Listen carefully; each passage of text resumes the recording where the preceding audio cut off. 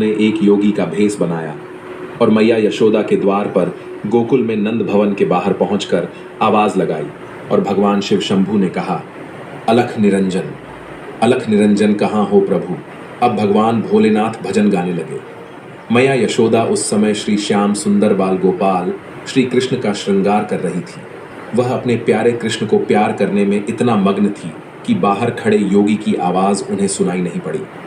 तभी योगी के भेष में भोले बाबा ने फिर से एक बार आवाज लगाई, लेकिन अंदर से कोई भी जवाब नहीं आया। तभी वहां से एक ब्रज की वृद्ध गोपी गुजर रही थी।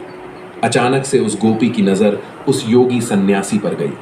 उसने योगी को प्रतीक्षा करते देखा तो वह उनके पास गई और उस योगी से कहने लगी, बाबा आप किसे बुला रहे हो? तब योगी के भेष में भगवान शिव शंकर बोले, हे माते, हम इस घर की गृह स्वामिनी को बुला रहा हूँ, परंतु इस घर से कोई भी माता मुझे भिक्षा देने के लिए आ ही नहीं रही है। मुझे उन्हें पुकारते हुए काफी वक्त हो गया है।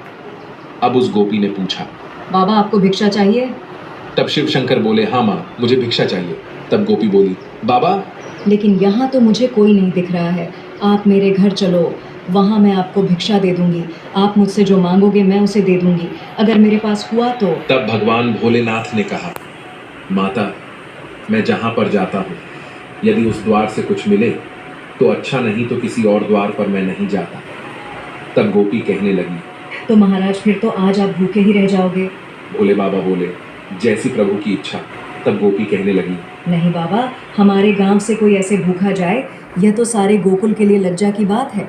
तुम यहीं ठहरो, मैं अंदर जाकर देखती हूँ कि यशोदा रानी कहाँ है। यह कहकर गोपी नंद भवन के अंदर गई तो देखती है कि मैया यशोदा तो श्याम सुंदर का श्रृंगार कर रही थी, लोरी गाकर उन्हें सुला रही थी। इधर बाहर खड़े भगवान शंकर मन ही मन कहने लगे कि प्रभु दर्शन किए बगैर तो मैं नहीं जाऊंगा।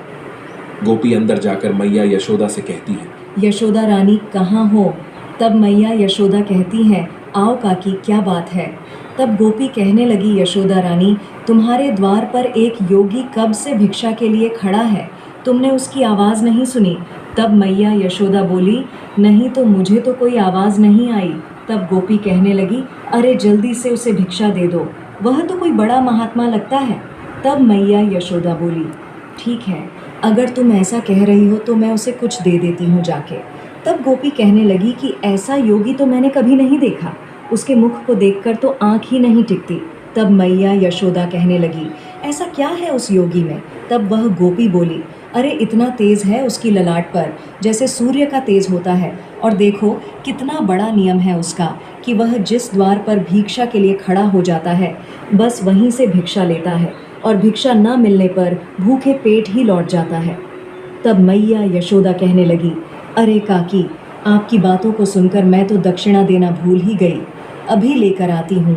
तब मैया यशोदा संदूक से धन और एक मोती की माला निकालते हुए कहती है, अगर वह महात्मा इतनी ही बड़ी दिव्य आत्मा है तो ये बहुमूल्य मोती की माला दे देती हूँ। इधर भगवान शिव शंभू बाहर खड़े खड़े मन ही मन श्याम सुंदर से बातें कर रहे थे। प्रभु दर्शन देने में इतना संकोच क्यों कर रहे हो? तब श्याम सुंदर ने कहा कि मेरे धन्य हो भाग्य जो आप अपने सेवक के घर पधारे, इस सेवक का परिणाम स्वीकार करें। तभी मैया यशोदा श्याम सुंदर को पालने में रखकर और दक्षिणा की थाल लेकर गोपी के साथ भवन से बाहर आई है।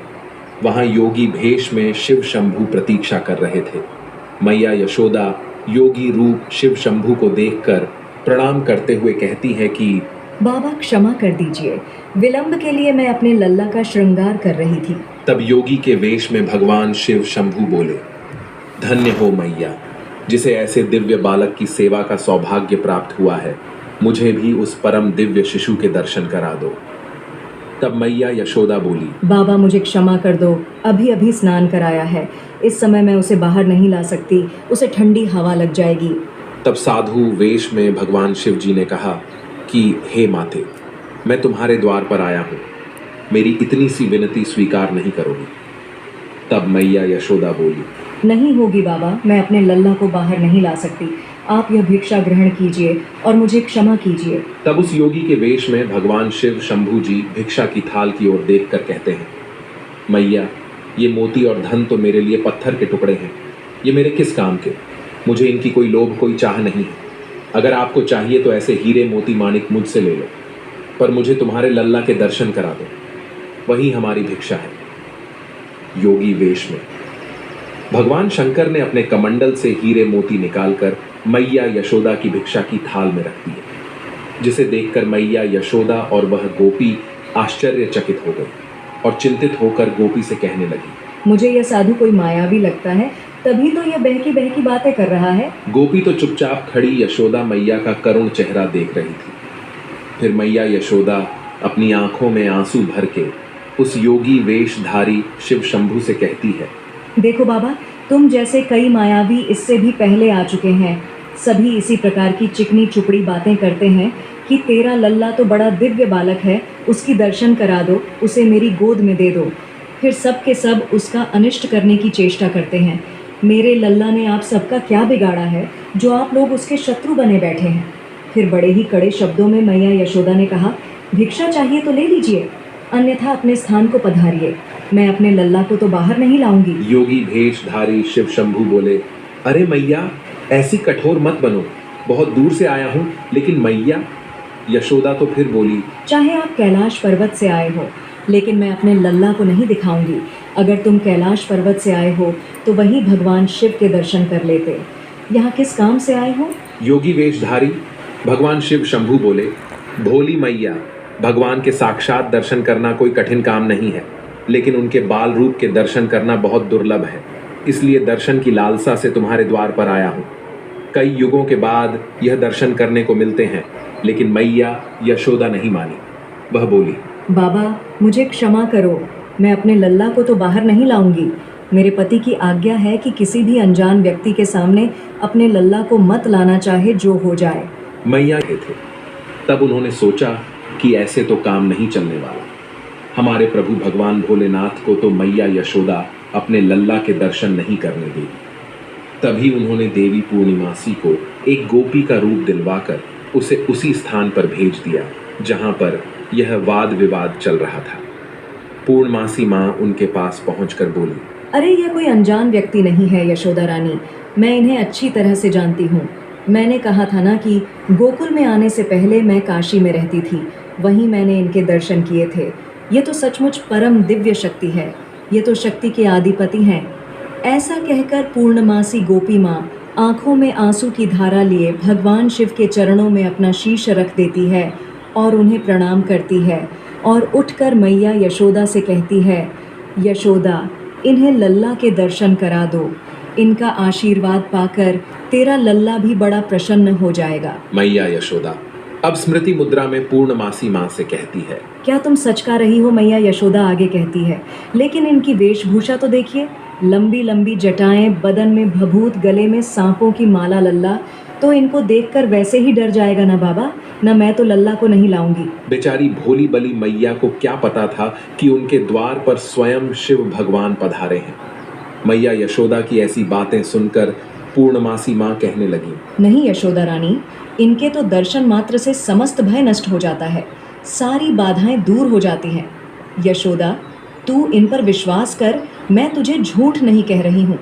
अब इस बात का समर्थन करते हुए वह दूसरी गोपी भी कहने लगी, अरे यशोदा रानी, यह पूर्णमासी बुआ तो कभी झूठ नहीं बोलती, छोड़ चुके थे, यह तो सदा सच कहती है, तो इनकी बात तो मान ले। मैया यशोदा पूर्णमासी बुआ से बोली, लल्ला को ले तो आऊंगी, पर इनके हाथों में मैं नहीं दूंगी।